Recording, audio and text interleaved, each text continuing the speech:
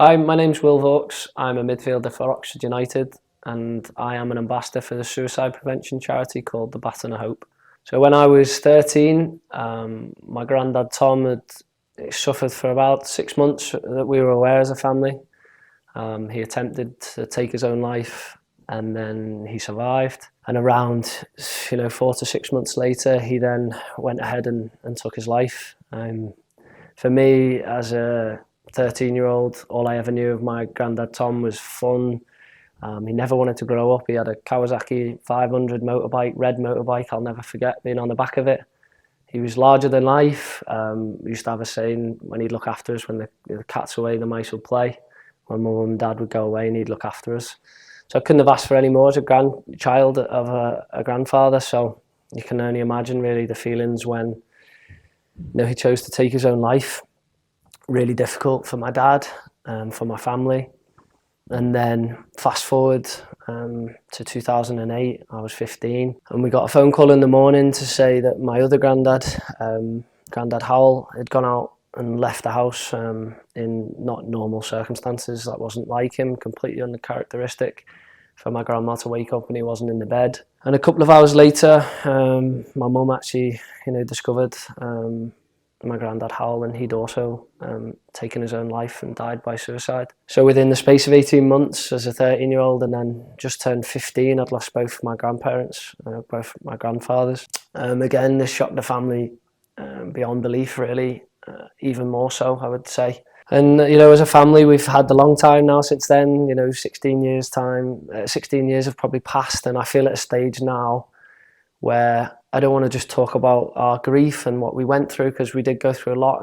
But now I feel in a position as a footballer that I want to speak up and I want to try and prevent other families going through what mine has been through. So yes, it's sad, incredibly sad, but I'm trying to use it now in a positive way, that actually through this charity, an amazing charity, Baton of Hope, we can really start to drastically bring the numbers of suicide in the UK down. At the moment, it's the biggest killer in men under 50. If you speak to your friends, the biggest killer, the most chance of them dying, it isn't a heart attack, it isn't a car crash, it isn't cancer.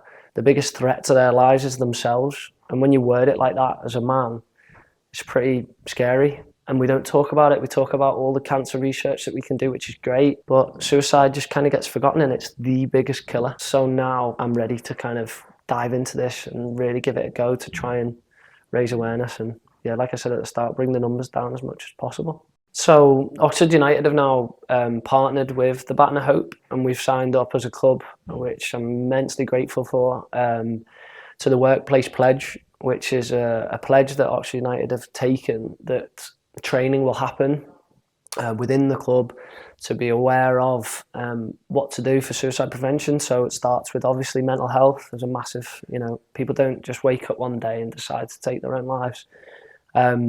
So the things we can do as men and women is to check in twice. So this has been proven statistically. So we all know, and people say, hi, how are you? And you'd say, yeah, good. And then that'll be it. If you notice a slight change in your friends or people you maybe don't speak to that often, just ask them again. So, no, really, how are you though? Are you okay? Is everything fine? And we don't need to go to have massively deep conversations every time we have a conversation, but as a collective, as a population, we just need to delve a little bit deep into how people are feeling. And I've been told that this chat with your friend, 8 to 9 minutes can be enough to really lift someone's mood and to prevent them from spiraling downhill. So it's worth bearing in mind, especially with football, going the game, on the train, in the pub, in the stadium, just that little bit more care to see how your mate actually is. You might be acting a bit erratically, you might be having 5 pints instead of 2 pints, or vice versa, a little bit quieter or a little bit louder, just changes in these people that you really know. And then, there are times when people at crisis point, and that's where, phone numbers need to be rang, 111, 999, the Samaritans, other helplines that are all out there. But what we're trying to do is get to the point where we can stop these things before they even become major issues. And that's where the only way to do this is as a collective population.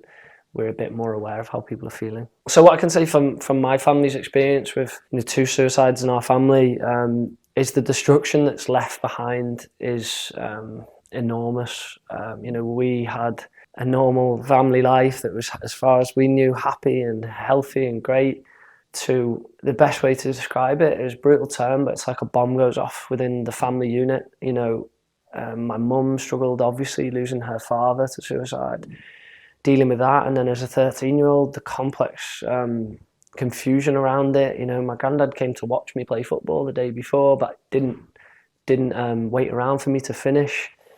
So suicide is a really complex grieving process that some people don't ever manage to get through. As a family, we've managed to, but what I would say to people who are struggling is that if you feel alone and you feel like, we believe that, my granddad's probably felt like they were best out of the equation. No, if you'd have just come to us and asked, I was too young, but came to my mum, my dad and asked, I'm struggling. I need a bit of help here. I don't feel like I'm in control of things or whatever it may be. The burden that you think you're a burden by asking, the burden that you leave by actually going ahead and taking your own life is 100-fold. If we could go back in time and think that my granddad Hal, for example, would be a burden by asking for help, absolutely not. The destruction that follows from a suicide is it's kind of unfathomable, really.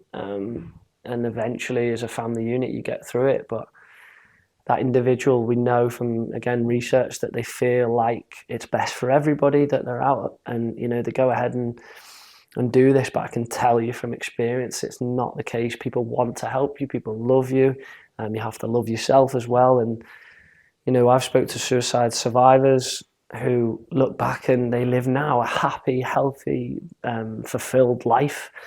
And these people are really important for us as a charity because they can tell people, I was in this place and now I'm in such a better place. Yeah, so for us as a charity, the Baton of Hope, what we really want to do is get this workplace pledge into as many businesses as possible. Oxford's been the pioneer in the football industry to take it up, which is incredible because we know, at this level in the male-dominated industry that, mental health issues are really rife in the sport and in the community as well and in the stands.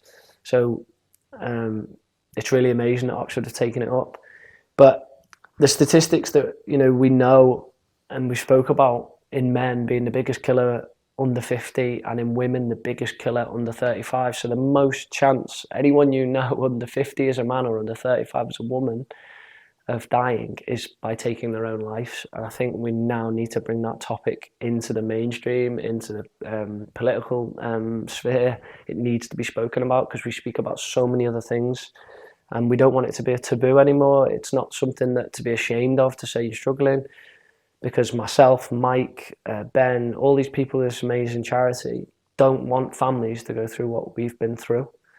So have to champion the workplace pledge, but also take responsibility yourself. If you feel great and happy and fulfilled, then pass that on to people, smile at people in the street. We can still live a competitive, fun, aggressive life. I'm a different animal on the pitch than I am off, but just that little bit more from people will bring the numbers down.